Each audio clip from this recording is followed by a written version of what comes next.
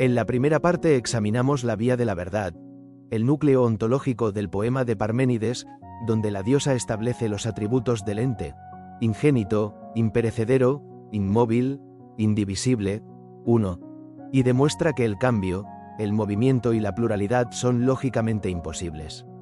Pero el poema no termina ahí. Tras revelar la verdad, la diosa expone una segunda enseñanza, la vía de la opinión. En ella despliega una cosmología completa, con un dualismo de luz y noche, anillos celestes, una deidad que gobierna el cosmos y una teoría del conocimiento sensible. ¿Por qué la diosa dedica tanto espacio a lo que ella misma ha calificado de engañoso? Esta segunda parte aborda esa pregunta y examina el contenido, la función y el legado de la sección más enigmática del poema de Parménides.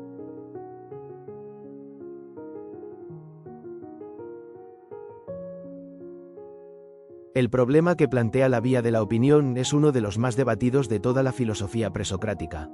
En la primera parte del poema, la diosa ha sido taxativa. Solo hay dos vías de investigación, la del ser y la del no ser. La primera conduce a la verdad, la segunda es intransitable. No hay una tercera vía. Y sin embargo, inmediatamente después, la diosa anuncia que va a exponer un orden engañoso de palabras, para que ningún mortal pueda aventajar a Parménides en el conocimiento. Acto seguido, despliega una cosmología detallada. Dos principios opuestos, luz y noche, de cuya mezcla proceden todas las cosas, anillos celestes concéntricos, una diosa que gobierna el cosmos, los astros, la tierra, la generación de los seres vivos e incluso una teoría de la percepción y el pensamiento humanos. ¿Qué sentido tiene todo esto? La pregunta no es meramente erudita. Afecta al corazón del proyecto filosófico de Parménides. Si la vía de la opinión es simplemente un catálogo de errores, ¿por qué la diosa le dedica la mayor parte del poema? Si, por el contrario, contiene algún tipo de verdad, ¿cómo se concilia con la negación radical del cambio y la pluralidad? El problema tiene una dimensión epistemológica y otra metodológica. Desde el punto de vista epistemológico, la cuestión es si puede haber conocimiento del mundo sensible aunque ese mundo sea, en sentido estricto, irreal. Desde el punto de vista metodológico, la cuestión es qué tipo de discurso está ofreciendo la diosa. Una refutación de las cosmologías jónicas, un ejercicio pedagógico para que Parménides aprenda a detectar el error, o una concesión pragmática que ofrece la mejor explicación posible de un mundo que, aunque ilusorio, es el que habitan los mortales.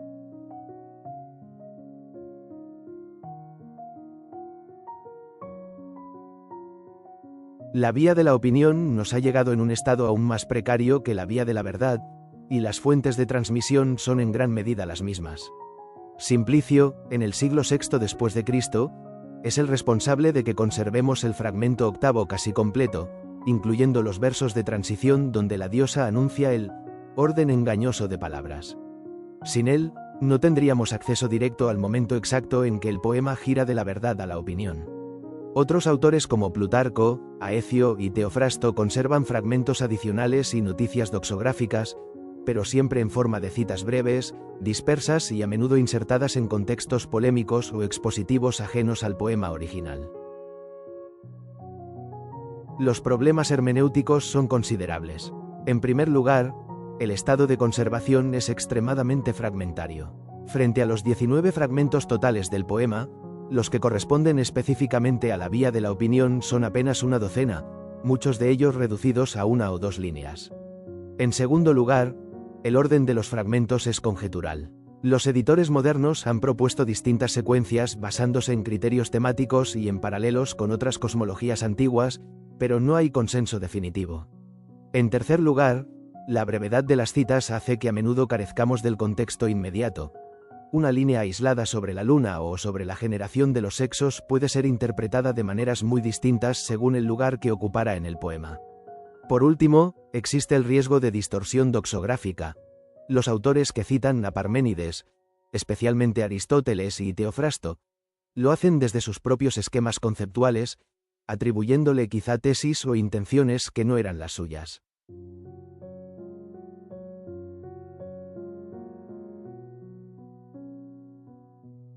La vía de la opinión no surge en el vacío.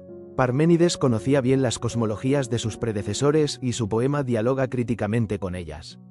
Los milesios, Anaximandro, Anaxímenes, habían propuesto un principio material único del que todo procede.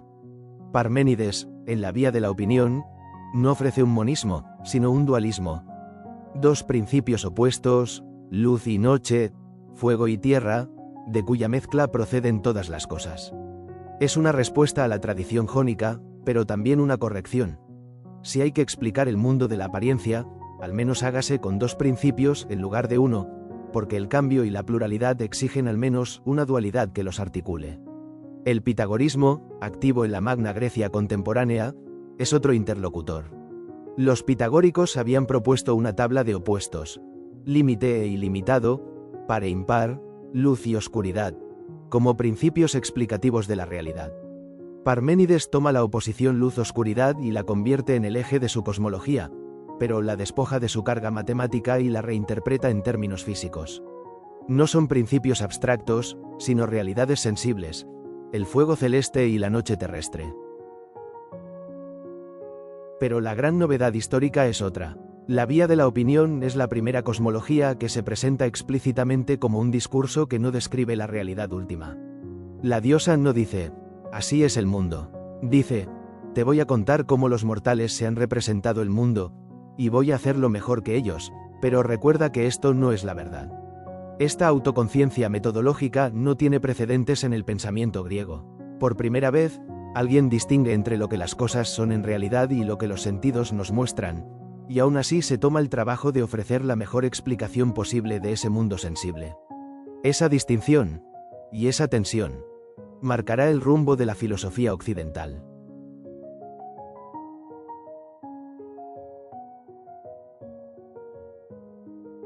Llegamos al contenido de la vía de la opinión. La diosa despliega una cosmología que, aunque no describe la realidad última, posee una notable coherencia interna. Su fundamento es un dualismo de dos principios opuestos: la luz, identificada con el fuego celeste, lo cálido y lo ligero, y la noche, identificada con la tierra, lo frío y lo denso. No hay un principio único, como en los milesios, sino dos. Y todo cuanto existe en el mundo sensible procede de su mezcla en proporciones variables. La estructura del cosmos se organiza en anillos concéntricos. Los más estrechos están llenos de fuego puro, los siguientes, de noche. Entre ellos se vierte una porción de llama. En el centro de todo este sistema, una diosa, una daimon, lo gobierna todo. Ella rige el nacimiento y la mezcla, los dos procesos fundamentales del mundo sensible. Es ella quien impulsa a la hembra a unirse al macho y al macho a la hembra, quien preside la generación de todos los seres vivos. Algunos intérpretes han visto en esta figura un antecedente del demiurgo platónico, otros, una personificación de la necesidad natural. Esta cosmología incluye también una teoría del conocimiento sensible, recogida en el fragmento 16. La diosa afirma que el pensamiento depende de la constitución corporal. Tal como es la mezcla de sus miembros, así es el pensamiento en los hombres. Lo que un hombre piensa está determinado por la proporción de luz y noche en su cuerpo. Una mezcla equilibrada produce un pensamiento más preciso, una mezcla desequilibrada, un pensamiento errante. Es una teoría materialista del conocimiento, muy alejada de la contemplación racional de la verdad que la diosa ha exigido en la primera parte del poema. Y sin embargo, es la explicación que la diosa ofrece para el hecho de que los mortales piensen como piensan. Su pensamiento no es libre, sino que está condicionado por la composición física de sus cuerpos.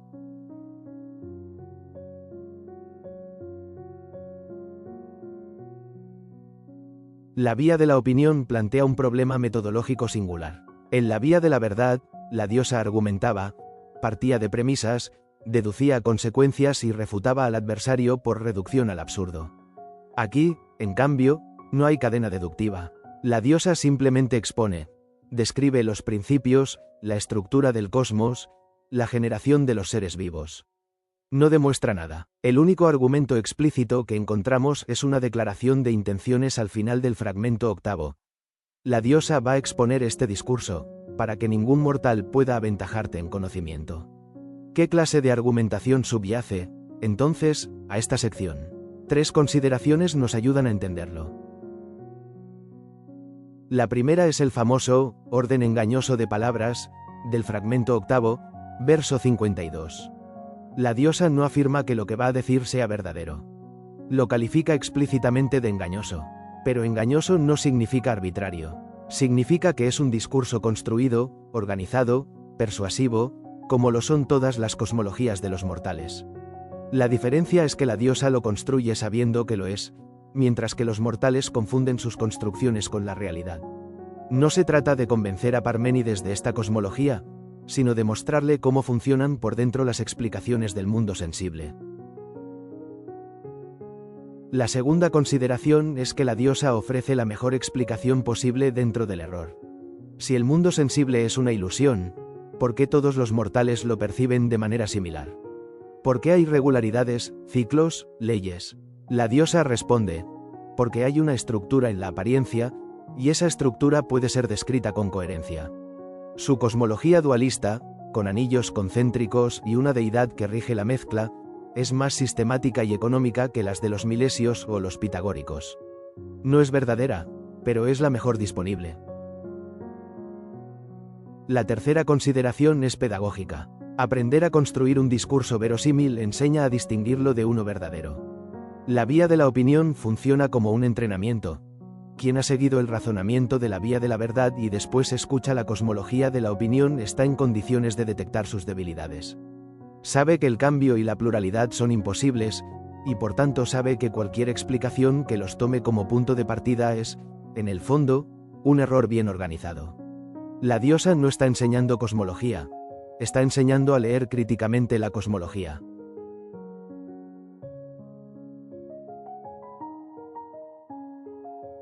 Las implicaciones de la vía de la opinión van mucho más allá de la cosmología que describe. Su verdadero legado es metodológico y conceptual. La primera implicación es la institucionalización de la fractura entre razón y experiencia. La vía de la verdad ya había establecido que los sentidos son engañosos y que solo la razón conduce al conocimiento. Pero la vía de la opinión da un paso más.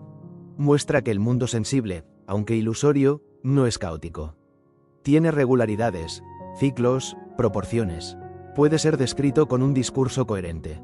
Lo que los sentidos nos muestran no es la realidad, pero posee una legalidad propia que merece ser estudiada. Esta distinción entre el orden de la razón y el orden de la experiencia recorrerá toda la filosofía posterior.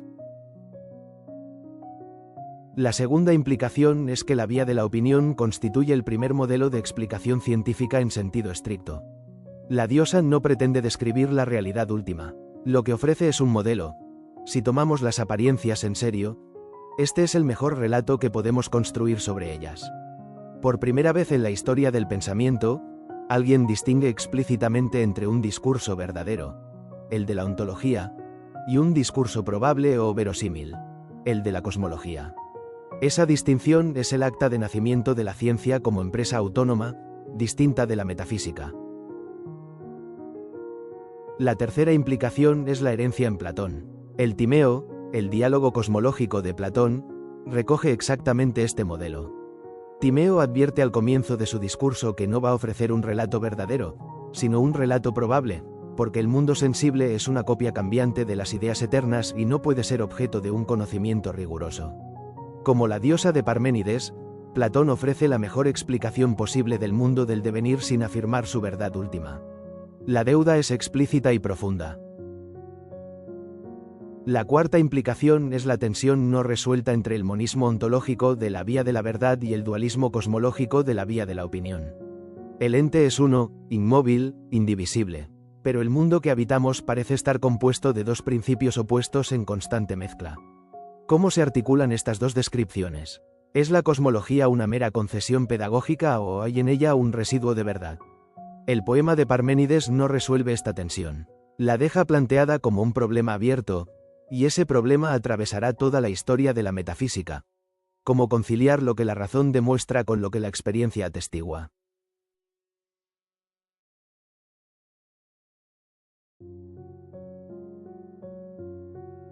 La vía de la opinión ha generado una enorme literatura interpretativa. 4 problemas destacan por su persistencia y por las consecuencias que tienen para la comprensión global del poema. El primer problema es el de la actitud de la diosa. ¿Cree algo de lo que dice? La lectura irónica sostiene que no. La diosa expone una cosmología a sabiendas de que es falsa, del mismo modo que un profesor de lógica expone una falacia para enseñar a detectarla. Su objetivo sería vacunar a Parménides contra los discursos cosmológicos de su época. La lectura didáctica, en cambio, sostiene que la diosa está enseñando algo positivo. No la verdad sobre el mundo, sino el método para construir el mejor discurso posible sobre las apariencias. No es ironía, sino pedagogía. El segundo problema es si la vía de la opinión es una refutación de las cosmologías anteriores. Por un lado, la diosa corrige explícitamente a los milesios. Ellos postulaban un solo principio material, ella postula dos, porque el cambio exige al menos una dualidad. También corrige a los pitagóricos. Sus opuestos eran abstractos, límite e ilimitado. Los suyos son físicos, luz y noche. Pero ¿es esto una refutación o una propuesta original? Si el mundo sensible no existe, ¿qué sentido tiene corregir las explicaciones que pretenden describirlo? El tercer problema es el del estatus de esta cosmología. Si hay que explicar el mundo sensible, y los mortales pasan su vida en él, ¿es la vía de la opinión la mejor explicación disponible? La diosa parece tomarse en serio su propia construcción. La desarrolla con detalle, la dota de coherencia interna, la hace superior a sus competidoras. Pero se niega a afirmar su verdad. Es, quizá, la primera vez en la historia del pensamiento que alguien distingue entre un buen modelo y un modelo verdadero. El cuarto problema es el de la unidad del poema. ¿Cómo se articulan la vía de la verdad y la vía de la opinión? ¿Son dos partes de un mismo proyecto filosófico o dos proyectos incompatibles? La vía de la verdad niega el cambio, el movimiento y la pluralidad. La vía de la opinión los explica. ¿Se complementan, se contradicen o simplemente pertenecen a órdenes distintos del discurso? La pregunta sigue abierta y divide a los especialistas.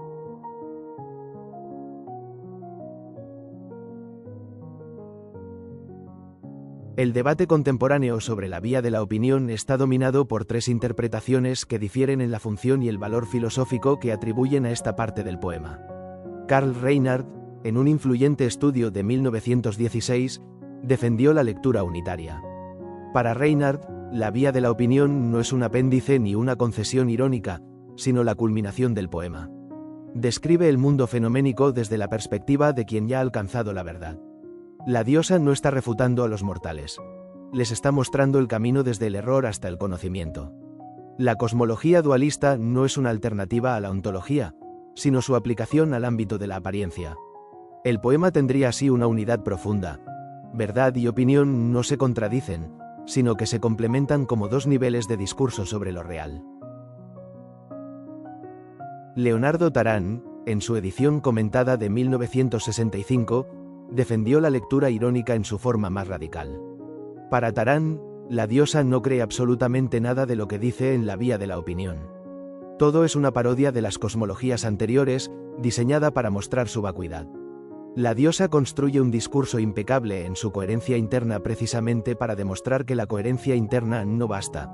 Un discurso puede ser perfectamente consistente y, sin embargo, completamente falso. No hay dualismo real en Parménides. Lo que hay es una exhibición de cómo los mortales, cuando se toman en serio los sentidos, acaban construyendo castillos en el aire.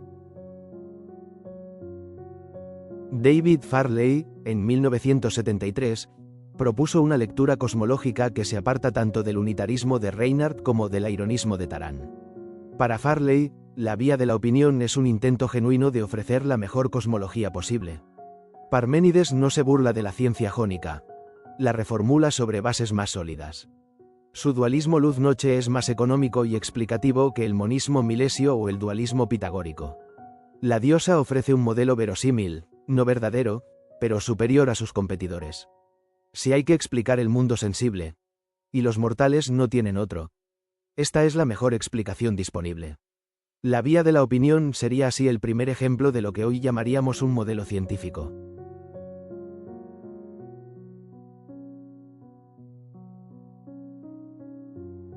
Llegamos al final de nuestro recorrido por la vía de la opinión.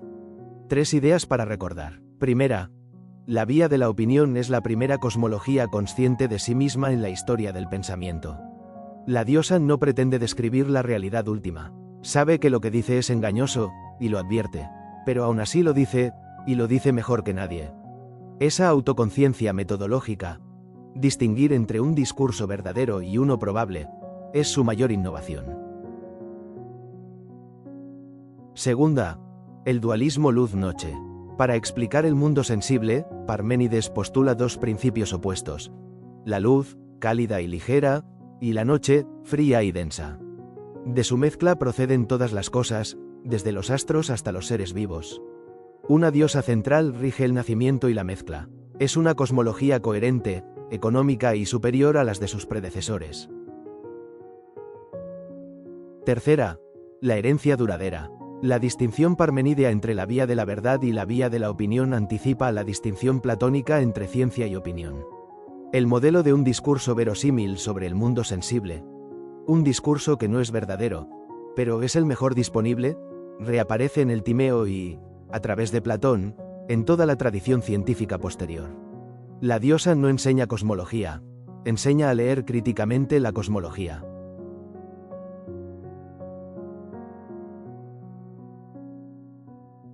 Para quienes deseen profundizar en la vía de la opinión, las fuentes imprescindibles comienzan con las ediciones clásicas de los fragmentos. La de Diels y Krans sigue siendo la referencia canónica para el texto griego. La traducción comentada de Kirk, Reiben y Scofield, publicada en español por Gredos, ofrece un excelente acceso al contexto. La edición de Alberto Bernabé en Alianza es la más accesible para el lector hispanohablante. En cuanto a los estudios, Néstor Luis Cordero, en Siendo es, la tesis de Parménides de 2004, ofrece un análisis riguroso de la unidad del poema y dedica capítulos fundamentales a la vía de la opinión. Alfonso Gómez Lobo, en su edición bilingüe de 1985, proporciona una traducción precisa acompañada de un comentario detallado que aborda las principales cuestiones interpretativas. David Farley, en sus estudios de 1973, defiende la lectura cosmológica que ve en esta parte un intento serio de ofrecer la mejor explicación posible del mundo sensible.